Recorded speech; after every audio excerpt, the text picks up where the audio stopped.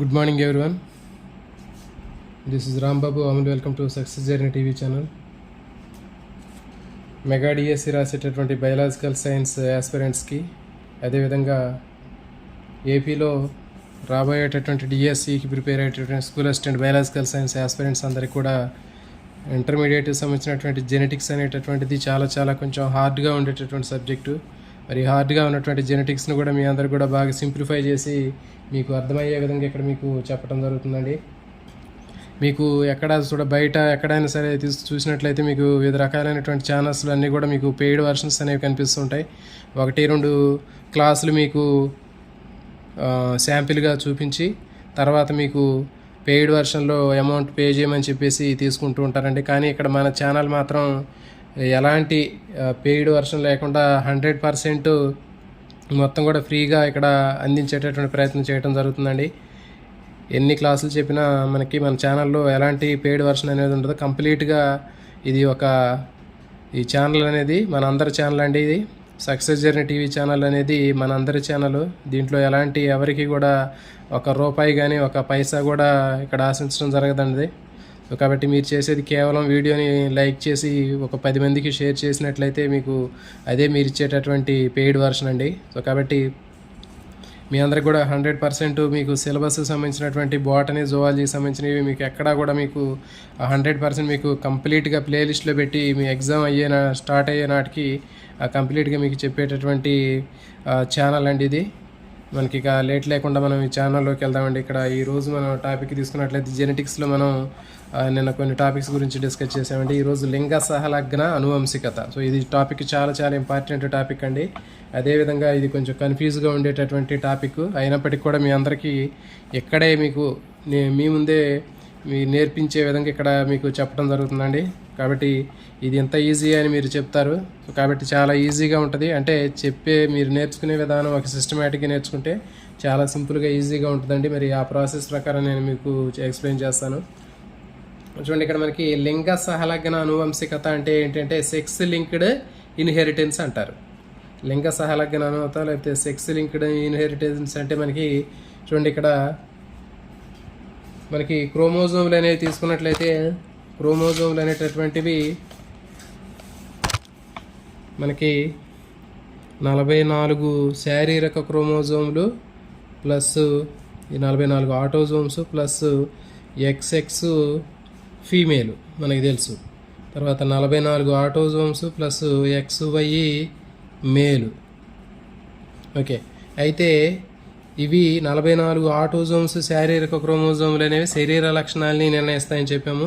ఇవి 2 XX XY అనేవి సెక్స్ని determine చేస్తాయని చెప్పాము. అంటే మేల్ ఫీమేల్ అనేవి డిసైడ్ చేస్తాయని చెప్పాము. అయితే ఈ కేవలం 44 ఆటోజోమ్లు శరీర లక్షణాలను నియంత్రించడమే కాకుండా ఈ లైంగిక క్రోమోజోమ్లు అయినటువంటి XX XYలో కూడా మనకి శరీర లక్షణాలని నిర్ణయించేటటువంటి జన్యువులు అనేవి ఉంటాయి.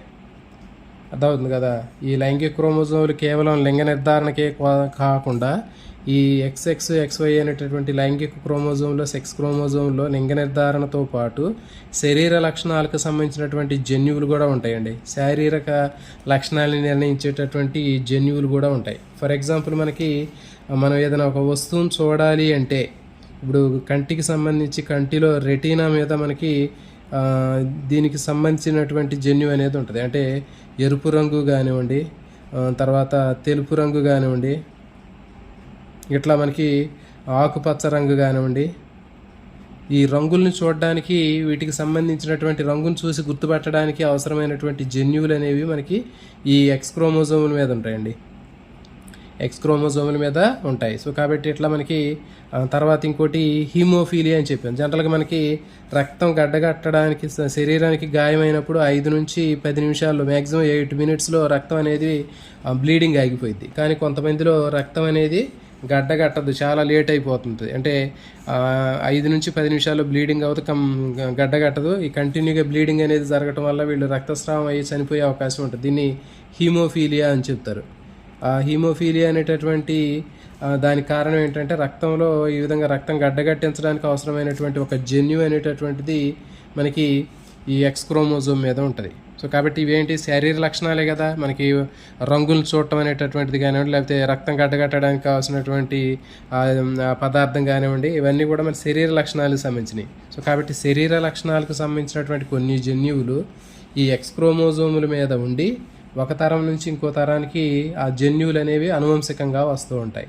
అర్థమవుతుంది కదా.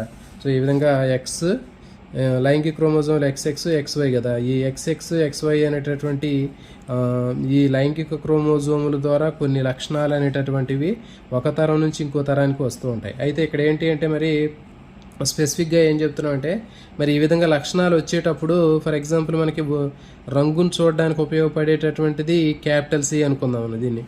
అంటే మనకి ఎరుపు రంగు కానివ్వండి, ఆకుపచ్చ కానివ్వండి, ఆ రంగులను చూడటానికి మనకి ఈ C అనేటటువంటి ఒక జన్యువు మనకి ఎక్స్ క్రోమోజోమ్ మీద ఉంటుంది అనుకుందాం. అది ఉండటం నార్మల్గా ఉంటే మనం ఏం చేస్తామంటే మనకి సాధారణ దృష్టి అనేది ఉంటుంది.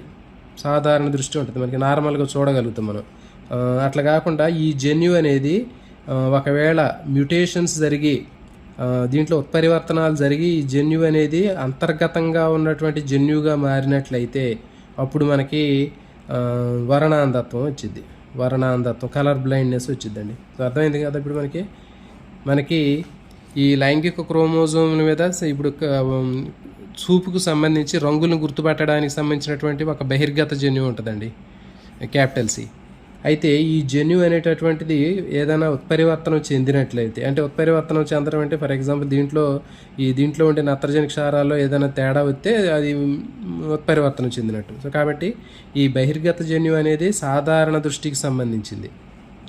ఒకవేళ ఈ జన్యువులో ఏదైనా ఉత్పరివర్తనాలు జరిగి మ్యుటేషన్స్ జరిగి ఈ జన్యు అంతర్గత జన్యువులాగా మారిపోయినట్లయితే అప్పుడు ఆ వ్యక్తులు రంగులను చూడలేరు. అంటే ఎరుపు రంగును చూడలేరు, ఆకుపచ్చ రంగుల్ని వాళ్ళు గుర్తించలేరు. సో కాబట్టి వాళ్ళకి కలర్ బ్లైండ్నెస్ వచ్చిందని అర్థం.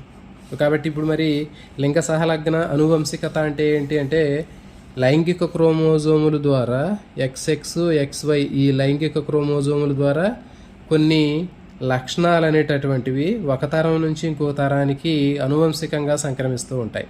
సో దీన్నే లింగ సహలగ్న అనువంశికత అని అన్నారు. అర్థమవుతుంది కదా. సో కాబట్టి లింగ సహలగ్న అనువంశికత అంటే ఏంటంటే లైంగిక క్రోమోజోముల మీద కొన్ని శరీర లక్షణాలకు సంబంధించినటువంటి జన్యువులు ఉంటాయి.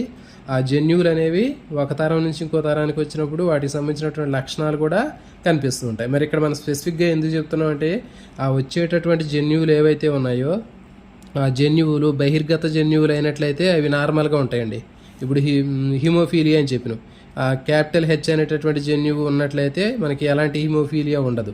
ఒకవేళ ఈ జన్యువు అనేది ఎక్స్ క్రోమోజోమ్ మీద ఉండేటటువంటి H అనేటటువంటి హిమోఫీలియా సాధారణ రక్తానికి సంబంధించినటువంటి జన్యువు మ్యుటేషన్స్ జరిగి అంతర్గత జన్యువుగా మారినట్లయితే అప్పుడు మనకి హిమోఫీలియా అనేది వచ్చే అవకాశం ఉంటుంది.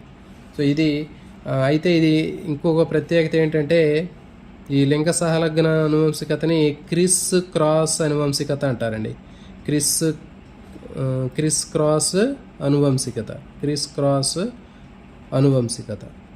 సో దీంట్లో మరి ఈ అనువంశికత అంటే ఏంటి అంటే ఇప్పుడు ఫర్ ఎగ్జాంపుల్ కలర్ బ్లైండ్నెస్ ఉంది, వర్ణాంధత్వం ఉన్నటువంటి ఒక తండ్రి ఉన్నాడు, తండ్రికి వర్ణాంధత్వం ఉంది.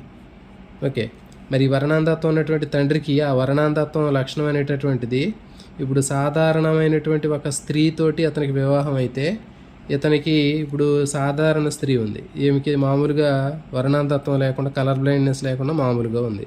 సో ఈమె ఒక వర్ణాంధత్వం ఉన్నటువంటి ఒక పురుషుణ్ణి వివాహం అయినట్లయితే ఈ పుట్టేటటువంటి పిల్లలు మామూలుగానే ఉంటారు. అమ్మాయిలు కానీ అబ్బాయిలు కానీ పుట్టినప్పుడు వీళ్ళలో ఈ తండ్రికి ఉన్న వర్ణాంధత్వ లక్షణం అనేది రాదు, వీళ్ళకి మామూలుగానే ఉంటారు. కానీ ఈ పుట్టినటువంటి అబ్బాయిల్లో అమ్మాయిలు ఉంటాయి కదా, వీళ్ళ కూతురు, మళ్ళీ ఈ కూతురికి మళ్ళీ ఒక నార్మల్గా ఉన్నటువంటి ఒక వర్ణాంధత్వం ఉన్నటువంటి వ్యక్తితోటి పెళ్ళి అయినట్లయితే మళ్ళీ అప్పుడు ఈ లక్షణం అనేది కనిపించింది, మళ్ళీ మనవాళ్ళలో కనపడుద్ది. అర్థమైంది కదా. అంటే తండ్రిలో ఉన్నటువంటి లక్షణము మొదటి తరంలో కనపడకుండా మొదటి తరంలో స్కిప్ అయిపోద్ది, తర్వాత రెండో జనరేషన్లో కనపడుతుంది. సో ఈ విధంగా దీన్ని ఏమంటారంటే క్రిస్ క్రాస్ అనువంశికత అంటారు. మరి ఈ లక్షణం అన్నింటిని కూడా మరి ఏంటి అంటే ఎట్లా వస్తాయి అంటే లింగ సహలగ్న జన్యువుల ద్వారా వస్తాయి. సో దీని గురించి ఇక్కడ మనం డీటెయిల్గా చూద్దామండి.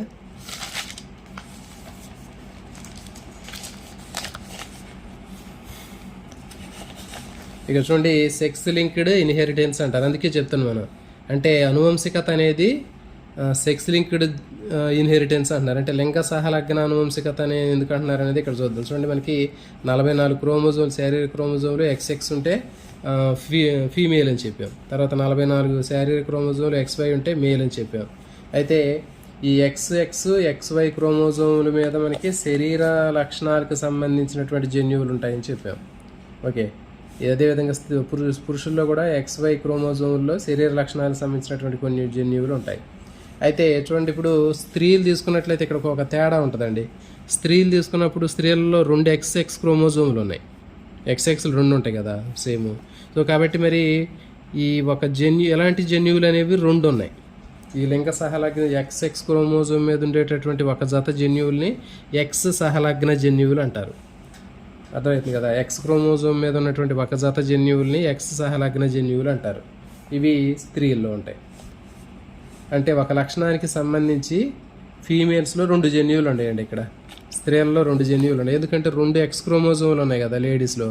కాబట్టి 2 X క్రోమోజోములు సమజాత క్రోమోజోముల మీద ఒకే లోకస్ మీద ఒక లక్షణానికి సంబంధించిన 2 జన్యువులు ఉంటాయని మనకు తెలుసు. కాబట్టి ఇక్కడ ఒక లక్షణానికి సంబంధించినటువంటి 2 జన్యువులు X క్రోమోజోములు ఉన్నాయి. కాబట్టి 2 X క్రోమోజోముల మీద 2 జన్యువులు ఉన్నాయి. కానీ ఇక్కడ మరి పురుషులకు వచ్చేసరికి తేడా అవుతుంది. చూడండి, ఇక్కడ పురుషుల్లో కేవలం మరి ఈ X క్రోమోజోమ్ ఒకటే ఉంది. దీనికి సమజాత క్రోమోజోమ్ X లేదు కదా, దాని ప్లేస్లో Y ఉంది. మరి అప్పుడు ఒక లక్షణానికి సంబంధించినటువంటి జన్యువు ఇక్కడ ఎన్ని ఉంటాయి? పురుషుల్లో ఒకటే ఉంది, కానీ ఇంకొకటి లేదు. కాబట్టి పురుషుల్లో ఒక లక్షణానికి సంబంధించినటువంటి జన్యువు అనేది ఒకటే ఉంటుంది. ఇప్పుడు మనకు అర్థమవుతుంది కదా. ఇప్పుడు నేను కలర్ బ్లైండ్నెస్ చెప్తున్నా. వర్ణాంధత్వం అనేటటువంటి జన్యువు, లేకపోతే రంగులు చూడటానికి సంబంధించినటువంటి జన్యువు అనేది స్త్రీలలో X క్రోమోజోమ్ మీద 2 ఉంటాయండి. చెప్పేది జాగ్రత్తగా వినండి.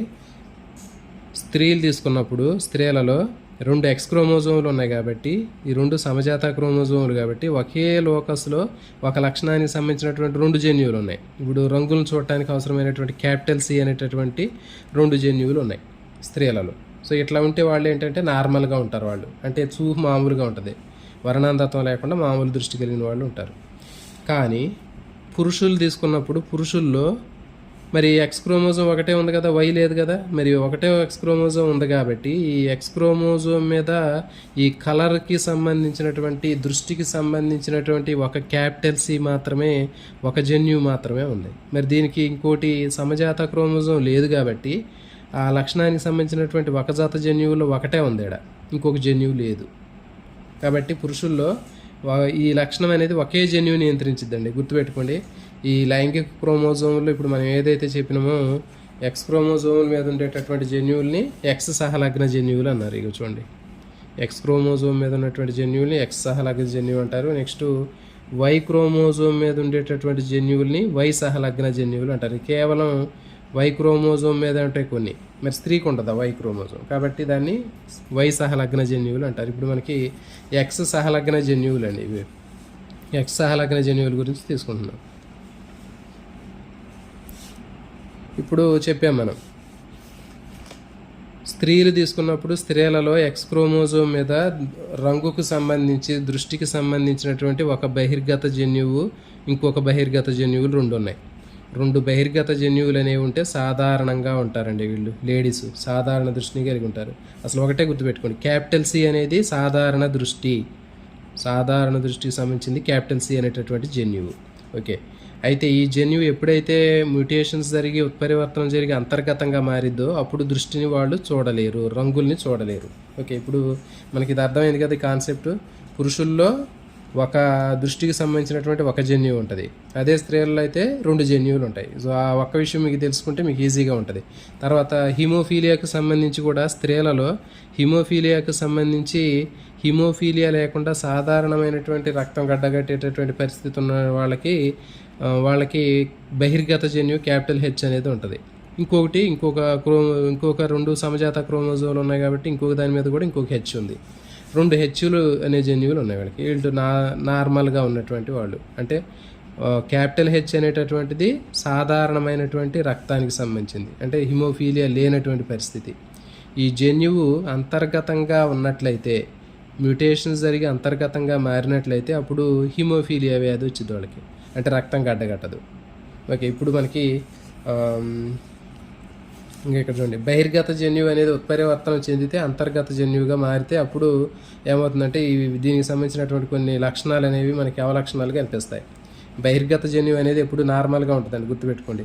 బహిర్గత జన్యువు అనేది నార్మల్గా ఉంటుంది. ఈ జన్యువు అంతర్గతంగా మారినట్లయితే అప్పుడు అబ్నార్మల్ కండిషన్ అనేది వచ్చింది. అంటే బహిర్గత జన్యువు అయినటువంటి దృష్టికి సంబంధించినటువంటి బహిర్గత జన్యువు ఇది మ్యుటేషన్స్ జరిగి అంతర్గతంగా మారితే వాళ్ళు కలర్ బ్లైండ్నెస్ వచ్చింది. తర్వాత హీమోఫీలియాకి సంబంధించి క్యాపిటల్ హెచ్ అనే బహిర్గత జన్యువు ఉన్నట్లయితే వాళ్ళకి ఎట్లా ఉంటుందంటే వాళ్ళు నార్మల్గా రక్తం గడ్డగట్టి మామూలుగా ఉంటారు వాళ్ళు. అట్లా కాకుండా ఈ జన్యువు అంతర్గత జన్యువుగా ఉత్పరివర్తనం చెందితే వాళ్ళు రక్తం అనేది గడ్డగట్టదు, వాళ్ళకి హీమోఫీలియా వచ్చింది. సో ఇప్పుడు మీకు అర్థమైంది కదా. ఇప్పుడు మనకి సింపుల్గా ఇక చూడండి, క్యాపిటల్ సి అనేది సాధారణ దృష్టి. క్యాపిటల్ సి అనేది సాధారణ దృష్టి.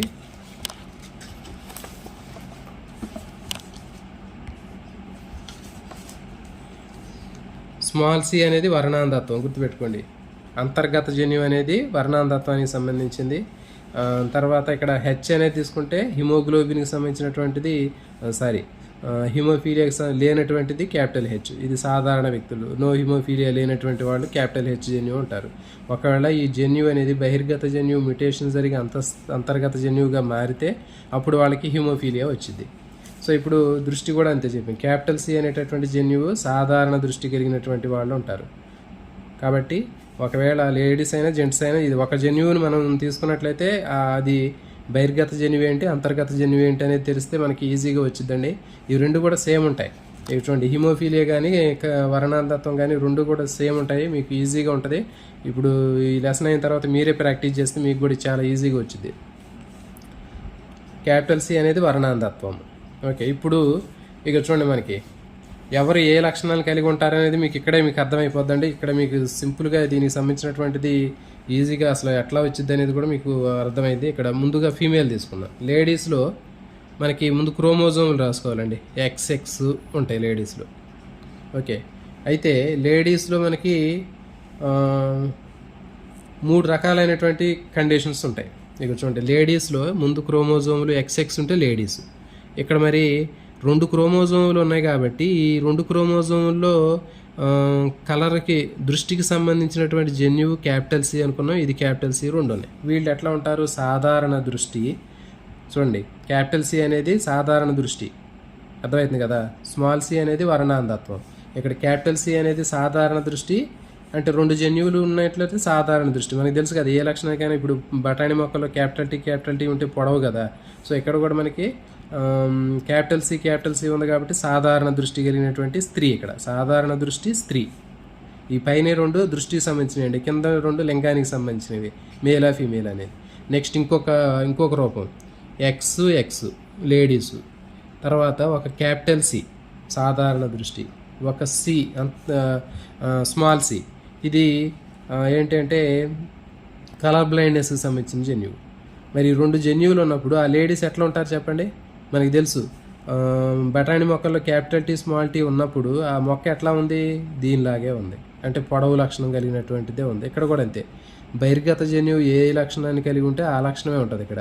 అంటే కలర్ బ్లైండ్నెస్ సంబంధించిన జన్యువు ఉన్నప్పటికీ కూడా దీని పక్కన డామినేట్ జీన్ అయినటువంటి సాధారణ దృష్టికి సంబంధించినటువంటి జన్యువు ఉంది కాబట్టి అప్పుడు వాళ్ళు ఎట్లా ఉంటారు? సాధారణ దృష్టిని కలిగి ఉంటారు. కానీ వాళ్ళకి కలర్ బ్లైండ్నెస్ సంబంధించినటువంటి జన్యువు ఉందండి వాళ్ళ దగ్గర. అంటే వీళ్ళు ఎట్లా పనిచేస్తున్నారు? వాహకంలాగా పనిచేస్తున్నారు. సేమ్ మీరు మెండల్ ఏకసంకరణాన్ని అప్లై చేసుకోండి. పొడవు తర్వాత పొట్టి మొక్కలు మనం సంకరణం చేస్తే F1 తరంలో వచ్చినవన్నీ కూడా పొడవు మొక్కలే ఉన్నాయి. అంటే చూడటానికి పొడవు మొక్కలాగే ఉన్నాయి, కానీ పొట్టి లక్షణానికి సంబంధించినటువంటి జన్యువు ఉంది ఇక్కడ కూడా సేమ్ అంతే. ఇక్కడ చూడండి, ఇక్కడ కూడా అంతే. అంటే XX దీంట్లో ఒక క్యాపిటల్ సి ఉంది, స్మాల్ సి ఉంది. అంటే సాధారణ దృష్టికి సంబంధించిన జన్యువు ఉంది, తర్వాత వర్ణాంధత్వానికి సంబంధించిన జన్యువు ఉన్నప్పటికీ కూడా వాళ్ళు ఎట్లా ఉన్నారు? బహిర్గత జన్యువు ఏ లక్షణం ఉంటే ఆ లక్షణాన్ని కలిగి ఉంటారు. అంటే వీళ్ళు సాధారణ దృష్టిని కలిగి ఉన్నారు. మరి కానీ వీళ్ళ దగ్గర ఏ జన్యువు ఉంది? స్మాల్ సి ఉంది. అంటే ఏంటి? అంతర్గత జన్యువు అయినటువంటి వర్ణాంధత్వానికి సంబంధించిన జన్యువు ఉందండి. కాబట్టి వీళ్ళు ఏంటంటే వాహకాలు, క్యారియర్స్ లాగా పనిచేస్తారు. తర్వాత లేడీస్లో ఇంకొక కండిషన్ ఉంటుంది, చూద్దాం. XX. సో ఇప్పుడు వీళ్ళకి 2 క్రోమోజోముల మీద అంతర్గత జన్యువులు ఉన్నాయి. అప్పుడు వీళ్ళు వర్ణాంధత్వం కలిగినటువంటి లేడీస్. సో గుర్తుపెట్టుకోండి, వీళ్ళు వర్ణాంధత్వం కలిగినటువంటి లేడీస్. ఇది వస్తే మీకు వచ్చినట్టేనండి, చాలా ఈజీగా ఉంటుంది. మీకు చూడండి, లేడీస్ అంటే మనకి జనరల్గా మనకి XX ఉంటాయి. XX ఉన్నప్పుడు మనకి 2 క్రోమోజోములు ఉన్నాయి కాబట్టి సమజాత క్రోమోజోములు 2 జన్యువులు ఉంటాయి. మనకి ఈ 2 జన్యువుల్లో 3 రకాలైనటువంటి వేరియేషన్స్ ఉన్నాయి. క్యాపిటల్ సి, తర్వాత ఒకటి క్యాపిటల్ సి, ఒకటి స్మాల్ టీ, ఇంకోటి స్మాల్ సి. ఇప్పుడు బఠానీ మొక్కల్లో కూడా మనకి క్యాపిటల్ టీ, తర్వాత క్యాపిటల్ టీ, స్మాల్ టీ, ఇట్లా 3 రకాలైనటువంటి జన్యు రూపాలు ఉన్నాయి కదా, ఇక్కడ కూడా అంతే వచ్చినాయి. ఓకే, సో ఈ విధంగా మీకు అర్థమైంది, జోడంగలోనే మీకు అర్థమవుతుంది. కింద ఏంటి అంటే మేలా ఫిమేలా అనేదండి. పైన ఉన్నాయి ఏంటి అంటే సి అంటే క్యాపిటల్ సి అంటే సాధారణ దృష్టి, స్మాల్ సి అంటే వర్ణాంధత్వం. కాబట్టి ఇక్కడ మనకి క్యాపిటల్ సి ఏదైతే అదే ఉంటుంది, డామినెంట్ క్యారెక్టర్ కాబట్టి ఇది సాధారణ దృష్టి. ఇక్కడ దీన్ని చూడంలోనే మీకు అర్థమైపోద్ది, 2 క్యాపిటల్ సీలు ఉన్నాయి అంటే ఏంటి, ఇక్కడ లేడీస్ XX ఉంటే లేడీస్, 2 క్యాపిటల్ సీలు ఉన్నాయి కాబట్టి సాధారణ దృష్టి. తర్వాత XX లేడీసే, పైన ఒక క్యాపిటల్ సి, ఒకటి స్మాల్ సి ఉంది, 2 ఉన్నాయి కాబట్టి ఇక్కడ ఒక క్యాపిటల్ సి సాధారణ దృష్టికి సంబంధించింది కాబట్టి ఇంకోటి వర్ణాంధత్వానికి సంబంధించిన జన్యువైన ఇది డామినెంట్ కాబట్టి వీళ్ళు సాధారణ దృష్టిని కలిగి ఉంటారు. కానీ వీళ్ళ దగ్గర ఒక వర్ణాంధత్వానికి సంబంధించినటువంటి జన్యువు ఉంది కాబట్టి వీళ్ళు వాహకాలలాగా పనిచేస్తున్నారు. నెక్స్ట్ XX స్మాల్ సి అంటే ఏంటి, అంతర్గత జన్యువులు ఉన్నాయి 2, అంటే వీళ్ళు ఖచ్చితంగా వర్ణాంధత్వాన్ని కలిగి ఉంటారు. తర్వాత పురుషులు తీసుకుంటే చూడండి, పురుషుల్లో 2 మనకి వేరియేషన్స్ వస్తాయి. ఇక్కడ చూడండి, పురుషులు అంటే మనకి XY చెప్పాము మనం, ఇక్కడ అన్ని ఓన్లీ X క్రోమోజోమ్ ద్వారా వచ్చేటటువంటి అనువంశిక లక్షణం అని చెప్పిన. మరి ఇక్కడ ఇది Y క్రోమోజోమ్తో మనకు సంబంధం లేదు, Y క్రోమోజోమ్ మీద ఉండవు, అయ్యి ఓన్లీ X క్రోమోజోమ్ మీద ఉన్న శరీర లక్షణాలు అని చెప్పినాం మనం. కాబట్టి ఇక్కడ మరి పురుషుల్లో ఎన్ని ఉన్నాయి, ఒక X క్రోమోజోమ్ ఉంది, Y క్రోమోజోమ్ లేదు, ఇది మనకు సంబంధం లేదు. వీళ్ళలో పురుషుల్లో క్యాపిటల్ సి అని చెప్తున్నాం. క్యాపిటల్ సి అంటే ఏంటి, ఎవరిలో క్యాపిటల్ సి అంటే సాధారణ దృష్టి, తర్వాత XY అంటే పురుషుడు. కాబట్టి పురుషుడు సాధారణ దృష్టి కలిగినటువంటి పురుషుడు అండి. తర్వాత మరి ఇంకొక వేరియేషన్ ఉంటుంది పురుషుల్లో, XY. ఈ XY తీసుకున్నప్పుడు వీళ్ళలో X మీద ఉన్నటువంటి ఈ రంగు చూసేటటువంటి జన్యువుకు సంబంధించి జన్యు అంతర్గత జన్యువుగా మారింది, ఇది మ్యుటేషన్ జరిగి. అప్పుడు ఎట్లా అయింది, ఒక అంతర్గత జన్యువే ఉంది అంటే ఏంటి, వీళ్ళకి వర్ణాంధత్వం ఉన్నటువంటి పురుషుడు ఇతను. అర్థమైంది కదా, అంటే పురుషుల్లో దీనికి సంబంధించి వర్ణాంధత్వానికి లేదా రంగుకు సంబంధించినటువంటి ఒకే జన్యువు డిసైడ్ చేసిద్దండి. కానీ స్త్రీల్లో మాత్రం 2 జన్యువులు ఉన్నాయి. చూడండి, స్త్రీల్లో మాత్రం 2 జన్యువులతోటి లక్షణం అనేది నియంత్రించబడుతుంటే పురుషుల్లో మాత్రం ఒకటే ఉంది. ఎందుకంటే వాళ్ళకి సమజాత క్రోమోజోమ్ ఇంకోటి X లేదు కాబట్టి ఒక జన్యువే వీళ్ళని డిసైడ్ చేస్తుంది. ఒక X క్రోమోజోమ్ ఒక బహిర్గత జన్యువు ఉన్నప్పుడు వీళ్ళు సాధారణ దృష్టిని కలిగి ఉంటున్నారు, అదే జన్యువు అంతర్గతంగా ఉంటే వీళ్ళు వర్ణాంధత్వం కలిగినటువంటి పురుషుల్లాగా ఉంటున్నారు. సో ఇప్పుడు మనకి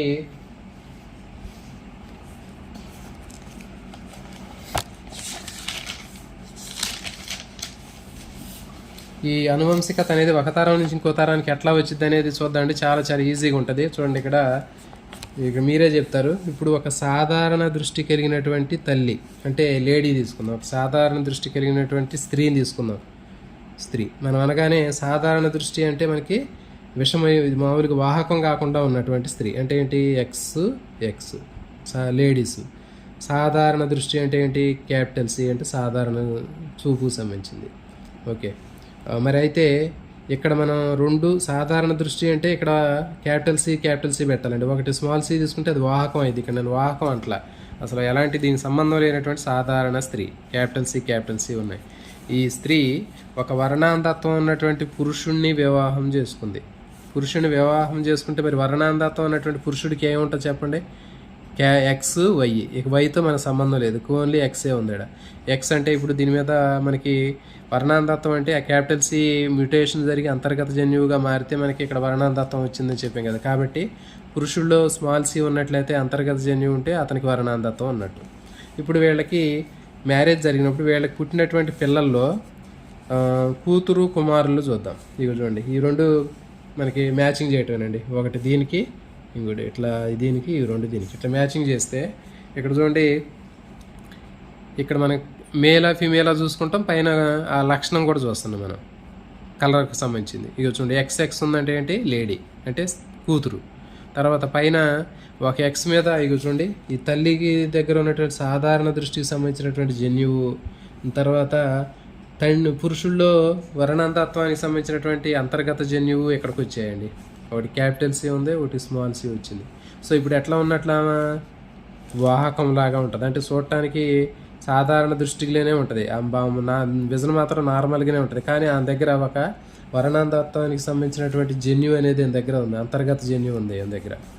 మళ్ళీ తర్వాత పురుషుడు తీసుకున్నట్లయితే పురుషుడు వాళ్ళకి పుట్టినటువంటి కొడుకు మామూలుగానే ఉంటాడు. ఇక చూడండి, తల్లిలో ఉన్నటువంటి సాధారణ దృష్టికి సంబంధించినటువంటి జన్యు వస్తే ఇక్కడ నార్మల్గా ఉన్నాడు పురుషుడు. సో ఇప్పుడు ఏంటంటే ఇది మెండల్ ఏక సంకరణం లాగే మళ్ళీ ఈ మొదటి తరంలో మెండల్ ఏం చేశాడు, వాటికి సంకలనం చేసి తర్వాత జనరేషన్ కంటిన్యూ చేసింది. కాబట్టి ఇక్కడ మనుషులు కాబట్టి మనం అట్లా చేయకూడదు, కాబట్టి రిలేషన్స్ అనేవి సేమ్ ఉంటాయి. కాబట్టి ఇక్కడ ఒక సాధారణ పురుషుణ్ణి ఇక్కడ మళ్ళీ ఇంకొక వేరే అన్నట్లు, ఇక్కడ వీళ్ళు కాదు, ఒక తరం కాదు, వేరే బయట. ఓకే, ఇప్పుడు మనుషులు కాబట్టి రిలేషన్ కుదరదు, కాబట్టి ఇక్కడ సాధారణ పురుషుడు ఇక్కడ చూడండి, ఈ సాధారణ పురుషుడిని మళ్ళీ వాహక స్త్రీతోటి వివాహం చేసినప్పుడు ఎట్లా ఉంటుందని చూద్దాం. ఇది పురుషుడు ఇక చూడండి,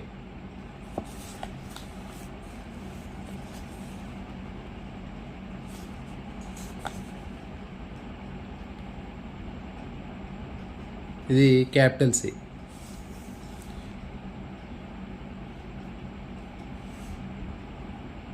క్యాపిటల్ సి తర్వాత వై, తర్వాత ఇక్కడ చూడండి వాహక స్త్రీ ఎక్స్ క్యాపిటల్ సి, తర్వాత సరే ఇటు పక్కన వై వేసుకున్నాం కదా, ఇది పురుషుల్లో సాధారణ పురుషుడు అంటే ఇంక క్యాపిటల్ సి అండి, వై. ఇక్కడ వై ఏమి లేదు, వై ఉంది ఇక్కడ. నెక్స్ట్ ఏంది ఎక్సే కదా, ఇక సాధారణ స్త్రీ తీసుకుందాం. ఇక్కడ వాహకం అంటే ఎక్స్ సాధారణ స్త్రీ, వాహకం అంటే దగ్గర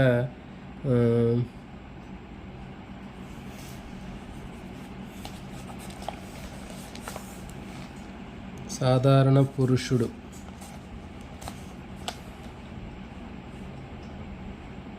చూడండి ఇక్కడ సాధారణ పురుషుడు ఎక్స్ వై తీసుకున్నాం ఇది. తర్వాత ఇటు పక్కన సాధారణ స్త్రీ వాహకం అంటే ఏంటి, ఇక్కడ క్యాపిటల్ సి తర్వాత ఎక్స్ స్మాల్ సి. అంటే స్త్రీలో చూడండి ఇక్కడ ఎక్స్ రెండు స్త్రీకి సంబంధించినవి, తర్వాత ఒకటి క్యాపిటల్ సి ఒకటి స్మాల్ సి ఉన్నప్పుడు ఇక్కడ ఏంటి అంటే మనకి సాధారణ దృష్టి కలిగినటువంటి స్త్రీ అని చెప్తున్నాం. అంటే ఏంటి, ఇక్కడ బహిర్గత జన్యం ఉంది కదా, సాధారణ దృష్టికి సంబంధించింది. సో ఇక్కడ సేమ్ వీటినే ఇక్కడ తీసుకున్నామండి. అంటే తర్వాత ఒక సాధారణ దృష్టి కలిగినటువంటి పురుషుడికి వాహక స్త్రీతోటి వివాహం జరిగినప్పుడు ఇప్పుడు ఏమైందంటే చూడండి, ఇక్కడ మనకి ఎక్స్ తర్వాత క్యాపిటల్ సి. ఓకే, మరి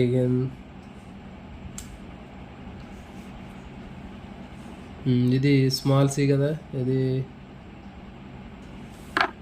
వర్ణాంతత్వపు పురుషుడు.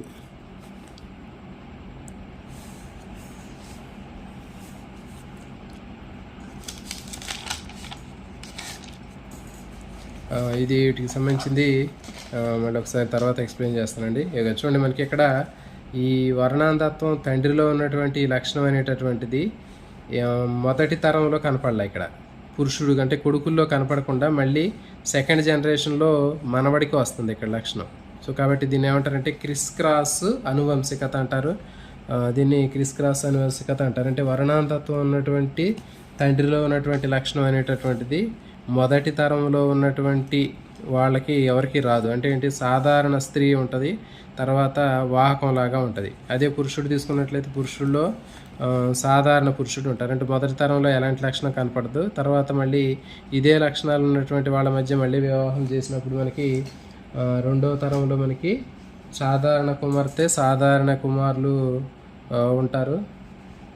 తర్వాత ఈ లక్షణం తర్వాత తరంలో మనకి వర్ణాంతత్వ పురుషుడు అనేటటువంటి వాడు అంటే మనవాడిలోకి కనిపించడం జరుగుతుంది. కాబట్టి ఇట్లా మనకి ఇది క్రిస్ క్రాస్ అనువంశికత అంటారు. అంటే ఒక జనరేషన్ ఇక్కడ స్కిప్ అవుతుంది.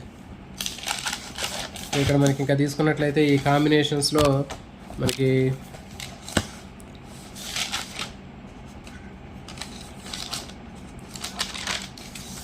ఇక చూడండి, ఇక్కడ మనకి సాధారణ పురుషుడు అంటే చూడండి, ఇక్కడ పురుషుడు అంటే ఎక్స్ వై, తర్వాత సాధారణ దృష్టి కలిగినటువంటి పురుషుడు అంటే క్యాపిటల్ సి. తర్వాత వాహక స్త్రీ అంటే ఇక్కడ చూడండి లేడీస్ క్యాపిటల్ ఎక్స్, 2 ఎక్స్లు ఉన్నాయి. తర్వాత వాహక స్త్రీ అంటే ఒకటి క్యాపిటల్ సి ఉంటుంది, ఒకటి స్మాల్ సి ఉంది. అంటే ఒక బహిర్గత జన్యువు, ఒక అంతర్గత జన్యువు ఉంది. అంటే వర్ణాంతత్వానికి సంబంధించినటువంటి జన్యువు ఉన్నప్పటికీ ఏమో బహిర్గత జన్యువు ఉంది కాబట్టి సాధారణంగా ఉంది. ఇప్పుడు వీళ్ళకి ఒక సాధారణ దృష్టి కలిగినటువంటి పురుషుడికి వాహక స్త్రీకి వివాహం జరిగితే పుట్టేటటువంటి పిల్లలు ఎట్లా ఉంటారు చూడండి, ఎక్స్ ఎక్స్, 2 ఎక్స్ ఎక్స్లు, తర్వాత capital C capital C. So ఈ రెండు కలిసినాయి కాబట్టి ఇక్కడ మనకి ఏంటంటే సాధారణ దృష్టి కలిగినటువంటి స్త్రీ వచ్చింది. నెక్స్ట్ వర్ణాంతత్వపు పురుషుడు. వర్ణాంతత్వపు పురుషుడు ఇక్కడ చూడండి, ఇక్కడ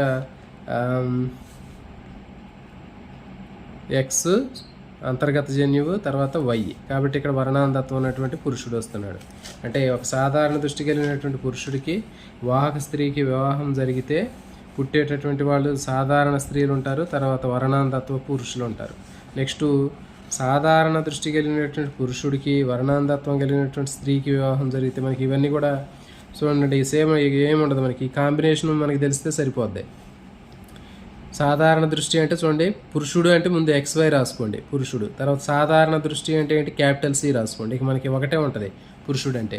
తర్వాత వర్ణాంతత్వ స్త్రీ అంటే ముందు స్త్రీ రాసుకోండి, XX అంటే స్త్రీ.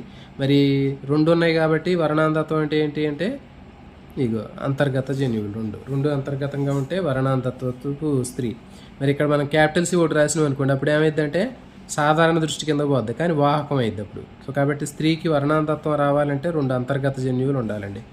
సో ఇట్లా వీళ్ళకి వాహక స్త్రీ వర్ణాంతత్వ పురుషుడు అనేవాళ్ళు రావటం జరుగుతుంది.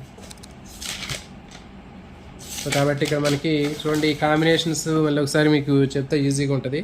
మనకి ఇది వస్తే మనకు వచ్చినట్లే.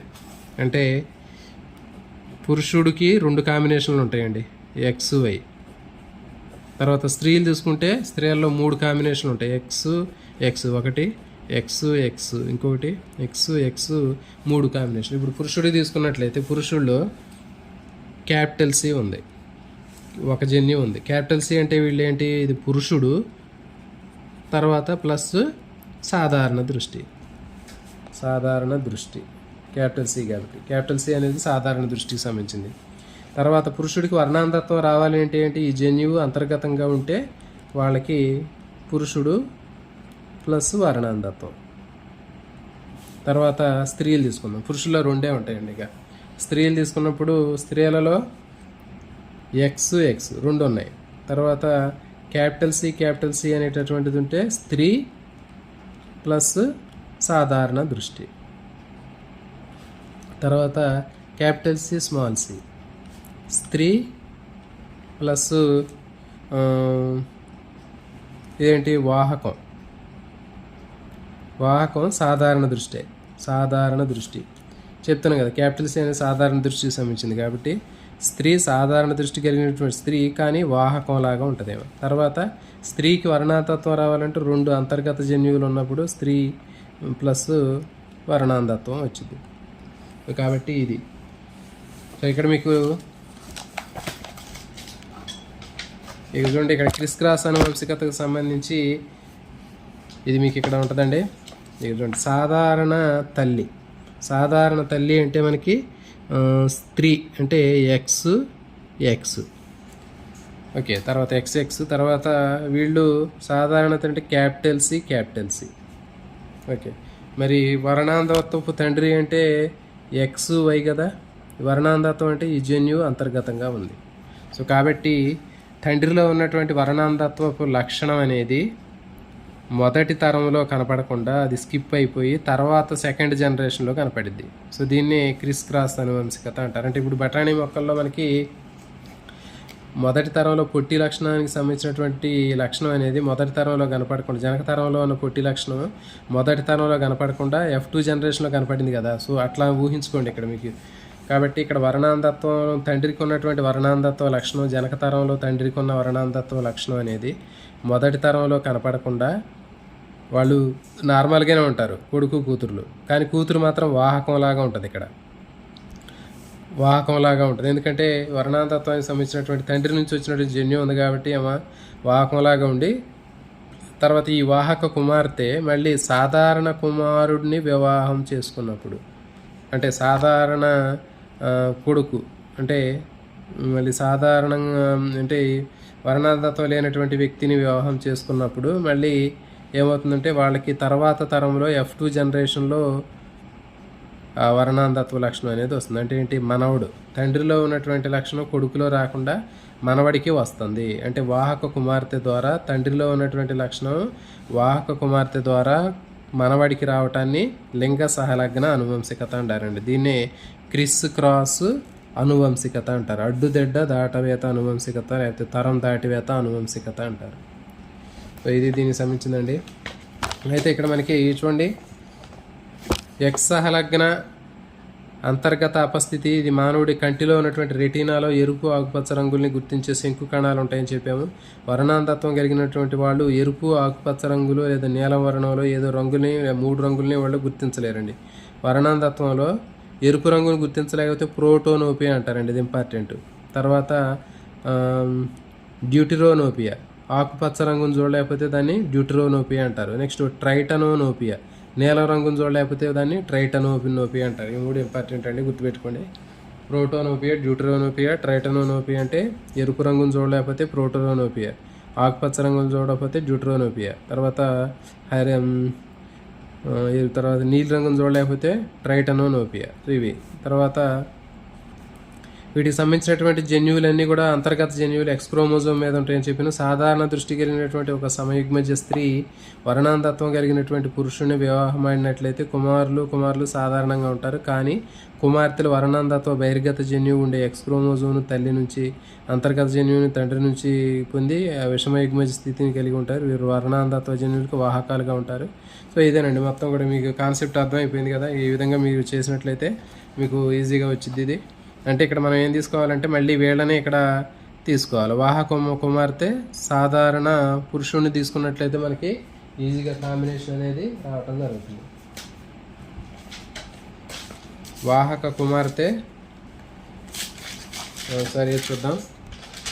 ఇక్కడ వాహక కుమార్తె చూడండి, క్రిస్ క్రాస్ అనువంశికతలో మొదటిదే ఇక్కడ వరకు వచ్చింది మనకి. వాహక కుమార్తె తీసుకుంటున్నాం. వాహక అంటే లేడీ, వాహకంగా ఉన్నటువంటి లేడీ అంటే ఎక్స్, వాహకం అంటే క్యాపిటల్ సి స్మాల్ సి. తర్వాత ఒక సాధారణ దృష్టి కలిగినటువంటి పురుషుడు అంటే XY కాబట్టి క్యాపిటల్ సి. సో ఇప్పుడు వీళ్ళకి ఇటు పక్కన X capital C small C తీసుకుందాం. ఇటు పక్కన XY తీసుకొని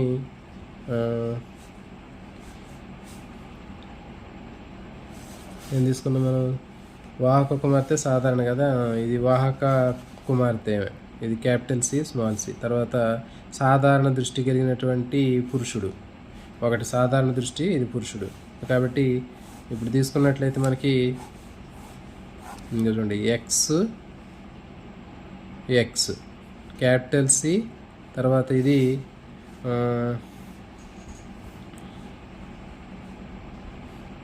క్యాపిటల్ సి అంటే ఏంటి, సాధారణ దృష్టి కలిగినటువంటి స్త్రీ. Next X capital C small C అంటే ఏంటి, సాధారణ దృష్టి కలిగినటువంటి స్త్రీ వాహకం. తర్వాత XY క్యాపిటల్ సి అంటే సాధారణ దృష్టి కలిగినటువంటి పురుషుడు. నెక్స్ట్ XY స్మాల్ సి అంటే వర్ణాంధత్వపు పురుషుడు. అంటే ఏంటి, తండ్రిలో ఉన్నటువంటి లక్షణం కుమారుల్లో కనపడకుండా కూతురులో నుంచి మళ్ళీ మనవడికి రావటం అనేటటువంటిది జరిగింది. దీన్ని ఇది చూడండి, వర్ణాంధత్వ పురుషుడు మళ్ళీ ఇక్కడ మనవడు వచ్చాడు ఇక్కడ.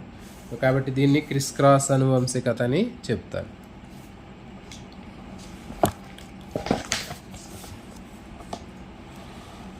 ఇదేనండి, ఎక్స్ లేదా వై క్రోమోజోమ్ మీద ఉన్నటువంటి జన్యువుల్ని లింగ సహలగ్న జన్యువులు అంటారని చెప్పాము. ఎక్స్ క్రోమోజోమ్ మీద మాత్రమే ఉండి వై క్రోమోజోమ్లో యుగ్మవికల్పాలు లేనటువంటి జన్యువుల్ని ఎక్స్ సహలగ్న జన్యువులు అంటారు.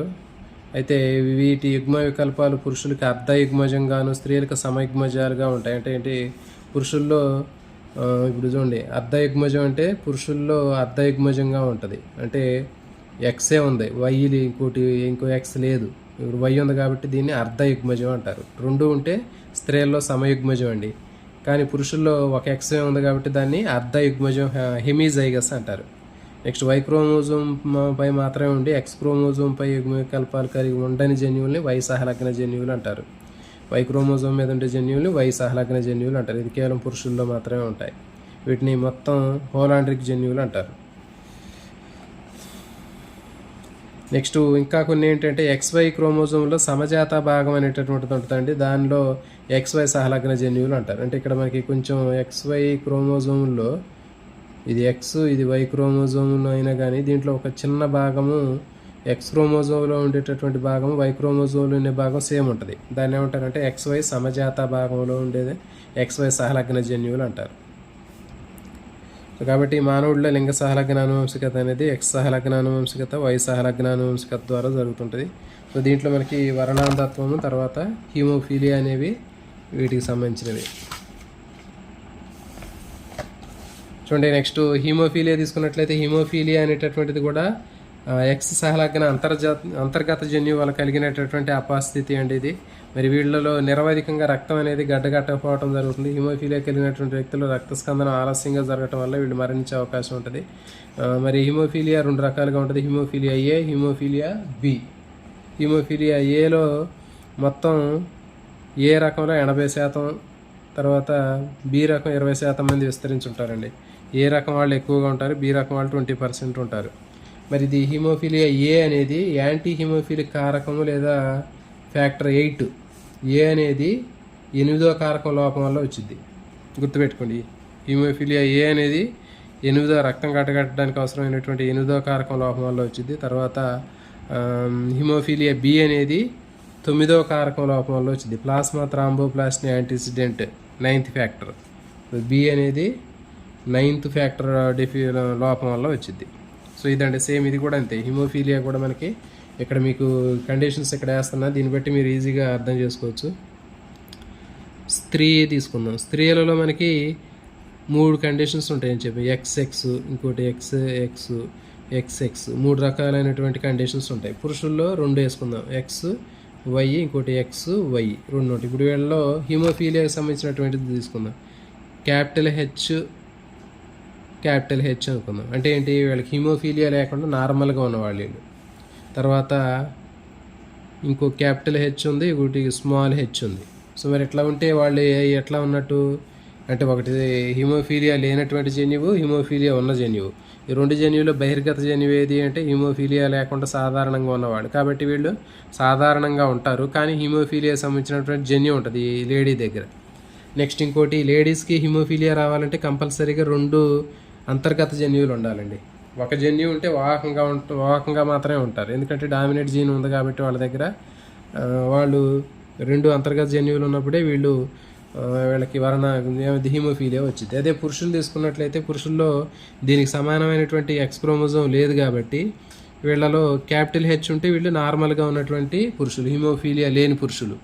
తర్వాత ఈ జన్యువు అంతర్గతంగా ఉన్నట్లయితే ఉత్పరివర్తన చెంది అంతర్గత జన్యువుగా మారితే వీళ్ళకి హిమోఫీలియా ఉన్నట్లు. సో కాబట్టి ఇదండి సేమ్ మనకి అక్కడలాగే మనకి దానిలాగా చేస్తే మీకు కూడా ఈజీగా వచ్చింది ఇక్కడ. అంటే ఇది ఇక్కడ చూడండి, ఇక్కడ సాధారణ తల్లి అంటే ఇక్కడ కూడా మనకి ఏంటంటే హిమోఫీలియా లేనటువంటి సాధారణ తల్లి అంటే ఏంటి, మనకి XX అంటే క్యాపిటల్ H తీసుకుంటాం. తర్వాత వర్ణాంధత్వ తండ్రి అంటే హిమోఫీలియా ఉన్నటువంటి ఒక పురుషుడు. అంటే ఏంటి, ఇక్కడ XY ఉంది కాబట్టి హిమోఫీలియా అంటే ఏంటి, ఓన్లీ అంతర్గత జన్యువు ఒకటే ఉంటుంది ఇక్కడ. సో కాబట్టి ఇది.